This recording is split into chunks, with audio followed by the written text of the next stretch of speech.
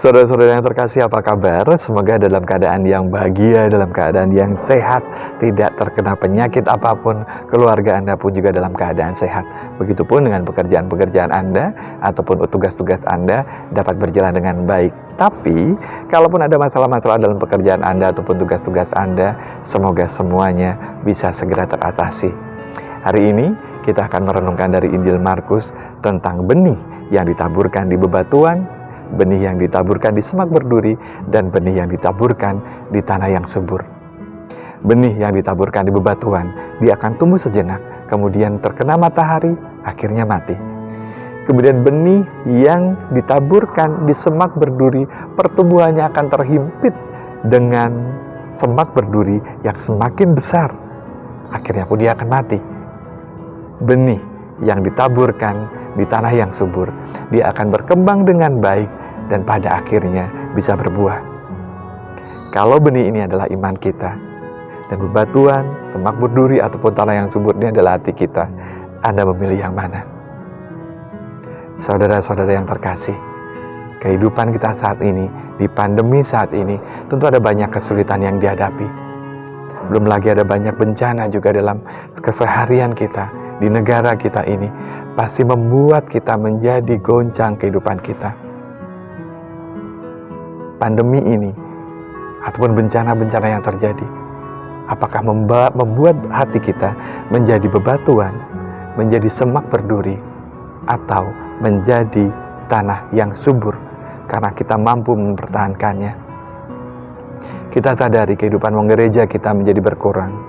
Pertemuan-pertemuan dengan saudara-saudara kita seiman menjadi berkurang, karena gereja-gereja dibatasi kehadirannya, atau bahkan ada banyak gereja yang tutup, tidak mengadakan misa. Apakah kita mampu mengolah hati kita untuk tetap menjadi tanah yang subur? Saudara-saudara yang terkasih, situasi saat ini mengajak kita untuk bisa mengimani iman kita kepada Tuhan Yesus Kristus dengan situasi yang berbeda.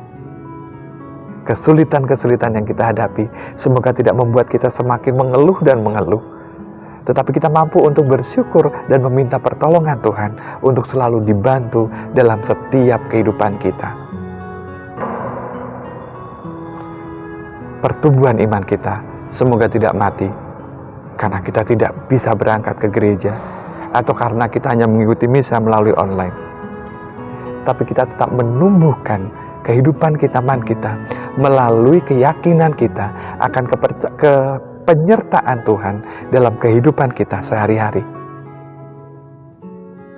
Pada Markus 4 ayat 20 dikatakan bahwa tanah yang baik adalah orang yang mendengar dan menyambut firman itu lalu berbuah. Lalu bagaimana supaya kita bisa menyambut firman dan kemudian kita berbuah dalam situasi seperti saat ini? Yang pertama, walaupun mungkin kita tidak bisa bertemu dengan saudara-saudara kita di gereja, ataupun kita tidak bisa mengikuti misa, kita bisa memohon kepada Roh Kudus untuk membentuk diri kita, membantu diri kita untuk tetap menjadi tanah yang subur bagi keimanan kita. Kita tetap terbuka dengan sabda-sabda Tuhan. Kita tetap terbuka dengan apa yang dikatakan Tuhan terhadap kita. Kita hayati setiap misa online yang kita lakukan mungkin, setiap doa-doa kita mungkin. Dan pada saat ini, untuk Anda yang mungkin di gereja-gerejanya sudah terbuka, sudah ada misa walaupun dibatasi, saya mengajak Anda, mari kita tumbuhkan lagi kebersamaan kita melalui misa secara langsung. Dengan kesehatan Anda yang mungkin Anda yakini, bahwa saya sehat, saya mampu menjalani protokol kesehatan, datanglah untuk mengikuti misa. Berdoalah setiap saat, bacalah kitab suci, supaya kehidupan iman kita semakin bertumbuh, supaya hati kita tetap menjadi tanah yang subur, mampu menumbuhkan sabda-sabda Tuhan dalam kehidupan kita, yang akhirnya berbuah dalam kita menjalani kehidupan yang sulit saat ini. Kita mampu bersyukur, kita mampu berpasrah, kita mampu berbagi dengan orang-orang yang di sekitar kita.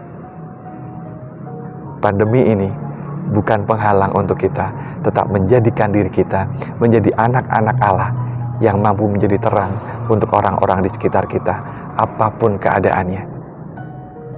Saudara-saudara yang terkasih, semoga permenungan pagi hari ini membuat kita menyadari bahwa sekali lagi Tuhan mengajak kita memaknai kehidupan saat ini, memaknai iman kita dengan situasi yang berbeda.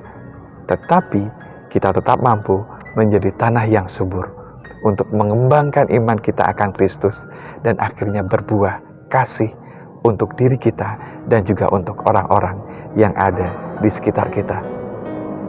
Semoga berkat Tuhan melimpah dan semoga kita tetap menjadi sabda yang berkarya dalam kehidupan sehari-hari kita. Terima kasih, berkat dalam.